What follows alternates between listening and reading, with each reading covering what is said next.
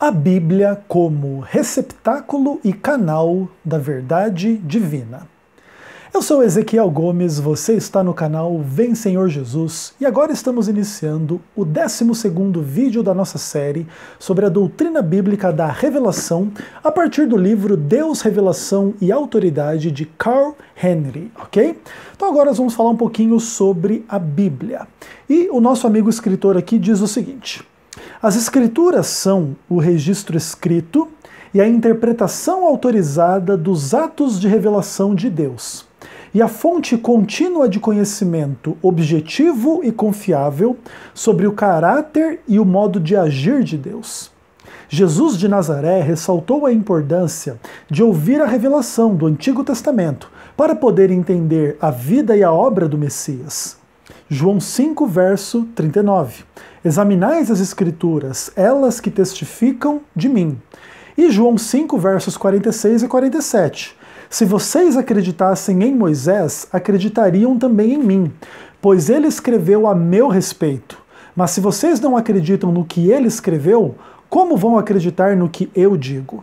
Lucas 16, verso 31. Porém Abraão lhe disse: se não ouvem a Moisés nem os profetas, tampouco acreditarão, ainda que algum dentre os mortos ressuscite. As Escrituras oferecem uma visão abrangente e autorizada da manifestação reveladora de Deus e anuncia seu propósito no passado, no presente e no futuro. Não estamos mais vivendo na dispensação da inocência ou dispensação do Antigo Testamento. Nem somos contemporâneos de Jesus de Nazaré ou dos apóstolos. Todavia, as Escrituras nos apresentam objetivamente todo o panorama da manifestação de Deus por meio de centenas de traduções. Trazem essa revelação abrangente de Deus ao alcance da leitura e da audição de homens e mulheres em toda parte e em todos os tempos. Uma coisa interessante a respeito desse tipo de argumentação é que quando a gente fala que a Bíblia é uma revelação divina, para quem já é crente, você não precisa fundamentar e se aprofundar muito.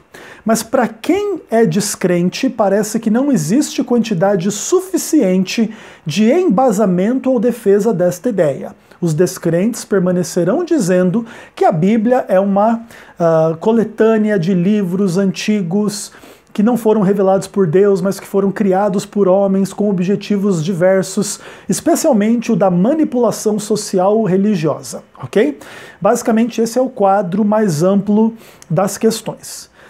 O nosso amigo Carl Henry tem pouca coisa, pelo menos aqui dentro desse contexto resumido, a dizer, de maneira que já fica claro que ele está escrevendo aqui para crentes, tá bom? Agora, me chama alguma atenção coisas que ele coloca aqui e com as quais eu acho que não sei se é muito simples assim a gente lidar, porque na verdade o que o Carl Henry escreve aqui não corresponde 100% à verdade, pelo menos não tal qual eu a entendo, tá bom? Vou chamar a atenção para você de algumas coisas. A maioria dos vídeos desta série eu tenho concordado com praticamente tudo que o Carl Henry escreve, tá? A grande maioria das coisas eu tenho concordado e exposto de uma forma favorável, mas esse vídeo talvez seja aí o primeiro a respeito do qual eu vou começar a discordar realmente do pensamento dele. Primeiro que ele fala assim, olha, que a Bíblia, ela é um registro objetivo e confiável sobre o caráter e o modo de agir de Deus.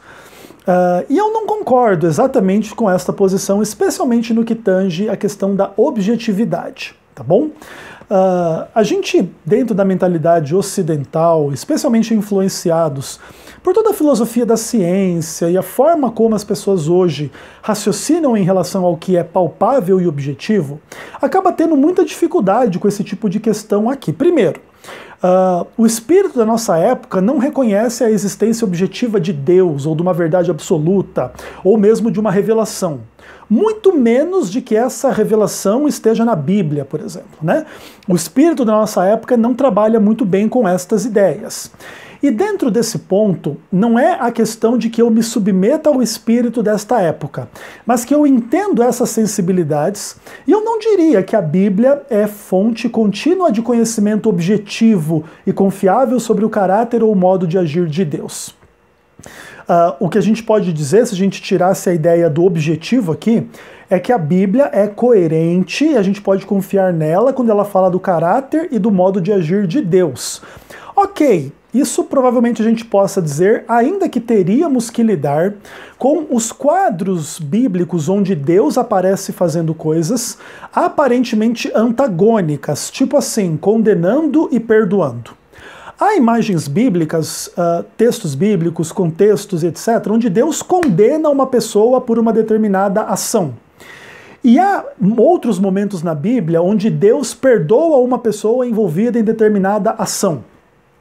Então poderíamos falar em contextos de adultério, ou de violência, ou de maldade, ou de um monte de coisa de pecado, tá?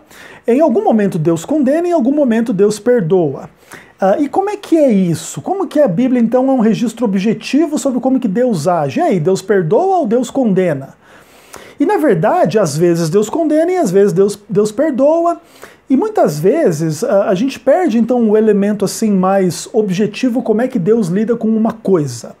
Porque, na verdade, Deus leva em conta, aparentemente, todos os contextos em função de uma mesma coisa, certo? Então, às vezes, num contexto específico, Deus pune um pecado, num contexto outro específico, Deus perdoa este pecado. E assim é, porque Deus é um ser vivo e dinâmico. Então, eu não sei, naturalmente, se o Carl Henry iria discordar do que eu estou dizendo. Mas, pelo menos, quando ele coloca esta questão de objetividade, a mim me parece uma afirmação muito grave em torno de coisas que eu acho que não são exatamente assim. E isso fica muito claro para mim na conclusão disso que ele diz a respeito desse tema. Ele fala que as Escrituras apresentam objetivamente todo o panorama da manifestação de Deus por meio de centenas de traduções e trazem essa revelação abrangente de Deus ao alcance da leitura e da audição de homens em toda parte e de homens e mulheres em toda parte e em todos os tempos. É uma linguagem muito abrangente para algo que não é fato e realidade. Não foram todas as pessoas em todos os tempos que tiveram acesso à Bíblia.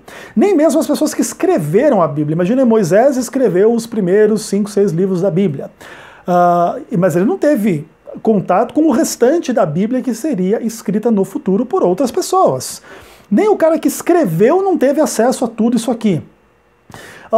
Existem pessoas que nunca ouviram falar de Moisés ou das Escrituras judaicas ou de Jesus ou do Novo Testamento. Então, não é bem por aí, tá? Inclusive que a Escritura apresenta objetivamente todo o panorama da manifestação de Deus. Claro que não. Inclusive a Bíblia diz que o céu, nem o céu do céu poderiam conter a Deus, muito menos a casa que edifiquei. Assim orou Salomão. Então, Deus é maior do que o céu do céu. Como é que caberia toda a amplitude da sua manifestação em um livro chamado Bíblia? O livro, para conter todo o panorama da manifestação de Deus, deveria conter tudo o que Deus jamais pensou, fez, falou, etc, etc, etc, o que não é o caso da Bíblia, naturalmente. Inclusive o Evangelho de João, quando fala desse assunto, diz que se fossem escritas todas as coisas que Jesus fez, nem no mundo inteiro caberiam os livros, tá bom? Jesus fez uma obra maior que o universo. Como é que vai caber a descrição desta obra em um pequeno planetinha numa galáxia que é um grão de areia, né? Então, basicamente é isso. Entretanto, ainda que eu tenha essas críticas, eu reputo a Bíblia como um instrumento, sim, da verdade, um receptáculo, sim, da verdade, ainda que esta verdade esteja articulada de forma parcial e imperfeita, para que seres humanos parciais e imperfeitos possam entender algo da existência de Deus, ou dos atos de Deus, da grandeza de Deus, da redenção que Deus proporciona em Cristo, tá bom? Creio que a Bíblia é plenamente inspirada, inteiramente inspirada, não creio em cânon dentro do cânon, confio na Bíblia, ainda que esteja a par de inúmeras discussões em torno da polêmica entre católicos e evangélicos sobre a relação entre a Bíblia e a tradição da Igreja.